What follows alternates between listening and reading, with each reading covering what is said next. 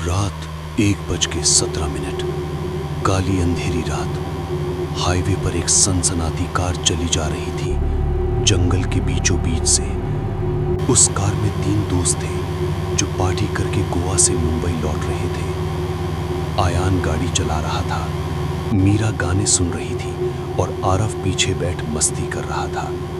तीनों बातों में खोए हुए थे। अचानक कार की लाइट किसी चीज पर आ रुकती है और तभी आयान जोर से ब्रेक लगाता है। टायर्स रगड़ाते हुए रुकते हैं और उन्हें कुछ अजीब देखने को मिलता है जो उन्होंने सोचा भी नहीं था। ठीक सामने सड़क के बीचों बीच एक लाश पड़ी हुई थी जो बहुत बुरे हाल में थी। उसके पेट पर गहरा सिलाई था। ऐसा लग रहा था किसी ने उसकी पेट फाड़कर फिर से सी दिया हो। लाश की आंखें भी गायब थी, मुंह भी सिले हुए थे, बड़े बेरहमी से टांके लगे हुए थे।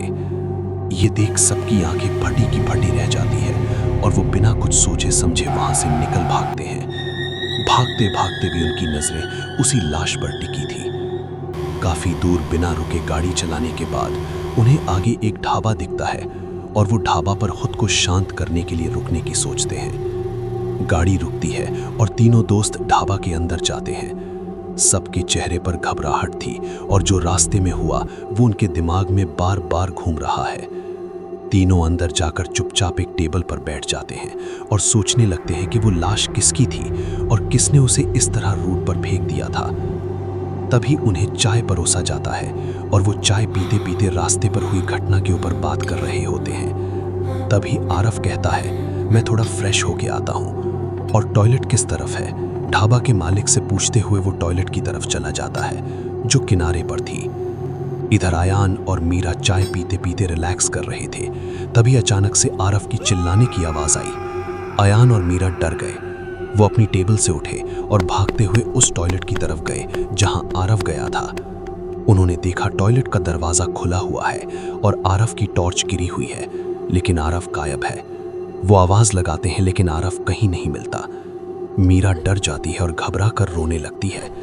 आरव उसका बेस्ट फ्रेंड था और वो सोचने लगते हैं कि आरव ऐसे अचानक से कहां जा सकता है। तभी वो सोचकर डरने लगते हैं कहीं ये रास्ते में हुई घटना से जुड़ा हुआ तो नहीं है। वो दोनों वापस आते हैं और ढाबा के मालिक के सब साफ साफ पूछते हैं, आखिर यहाँ हो क्या रहा है? हमारा दोस्त कहाँ जा सकता है? हमने हर जगह उसे खोजा, वो कहीं नहीं मिला। तब ढाबा का मालिक डरी हुई आवाज में बोलता है, यहाँ जो भी हो रहा है वो गलत हो रहा है। तुम्हारे दोस्त को वही ले गया है जो इंसान को अपना खुराक बनाता है। फिर आरव और मीरा ने पूछा, आप किसकी बात कर रहे हो?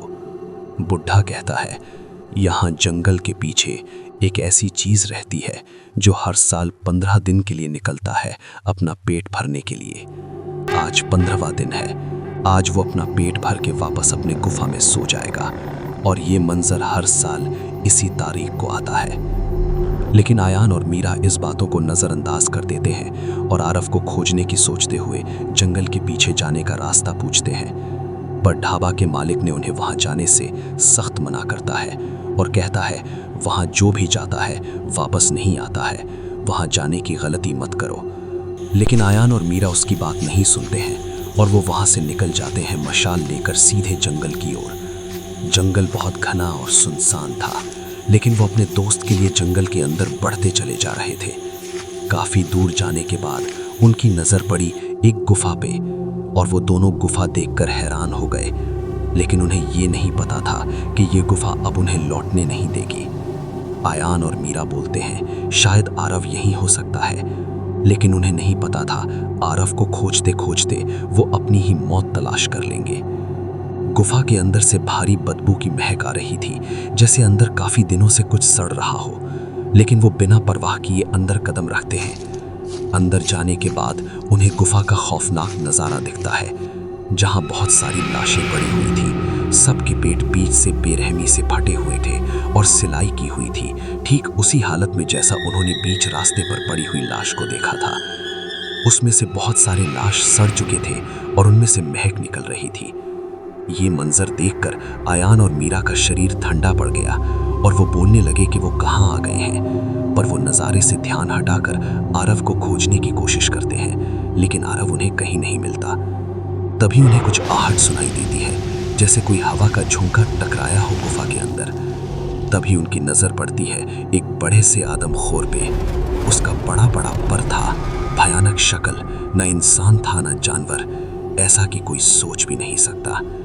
आयान और मीरा डर जाते हैं और वो भागकर गुफा के एक कोने में छुप जाते हैं। तभी वो देखते हैं कि आदमखोर एक नई लाश लेकर आया था, जिसे वो बाकी लाशों की तरह पेट चीर कर खा चुका था, और उस लाश को गुफा के कोने में फेंक देता है। तभी अचानक से आदमखोर को जिंदा इंसानी खुशबू मिलती है और वो उस खुशबू को सूंघने लगता है, जैसे उसे किसी की महक आ रही हो। वो असल से आयान और मीरा की खुशबू सूंघ रहा था। उसे लगता है यहाँ कोई आया है और वो खुशबू के पीछे जाने लगता है। लेकिन आयान और मीरा उसे नहीं मिलते हैं, तो वो लौट जाता है और निकल जाता है दूसरी शिकार की तलाश में। आयान सांस भरते हैं और डरते हुए वहां से निकलने के लिए चल पड़ते हैं। आदमखोर को वापस आने से पहले उन्हें वहां से निकलना था। तभी वो आदमखोर अचानक से उनके सामने आ खड़ा होता है, जैसे ये उसकी ट्रैप थी और इसका उन्हें थोड़ा भी अंदाजा नहीं था। और वो आदमखोर को अपने सामने देख होश खो देते हैं। आदमखोर उन्हें देखकर खुश हो जाता है कि खाना खुद चलकर उसके पास आ गया हो, और वो जोर का दहाड़ लगाता है। आयान और मीरा उसकी दहाड़ से डरकर गुफा के अंदर की तरफ भागते हैं। आदमखोर उन्हें दौड़ाता है उन्हें पकड़ने के लिए। आदमखोर से बचना मुश्किल था। वो कुछ ही दूर भागे थे कि वो बड़ी आसानी से आदमखोर के हाथ में आ गए। आदमखोर उन्हें पकड़ते ही फिर से जोर का दहाड़ मारता है। वो काफी चीखते चिल्लाते हैं आदमखोर से बचने के लिए, लेकिन आदमखोर को इंसान खाने की लत ऐसी थी कि वो सिर्फ अपना भूख देख रहा था। वो चिल्लाते रहे और आदमखोर उन्हें उस गुफा से लेकर आसमान की तरफ उड़ गया। अब इस साल का आखिरी खुराक आरव, आयान और मीरा थी। अब आदमखोर सो जाएगा पूरे 1 साल के लिए। लेकिन अगले ही साल ठीक इसी दिन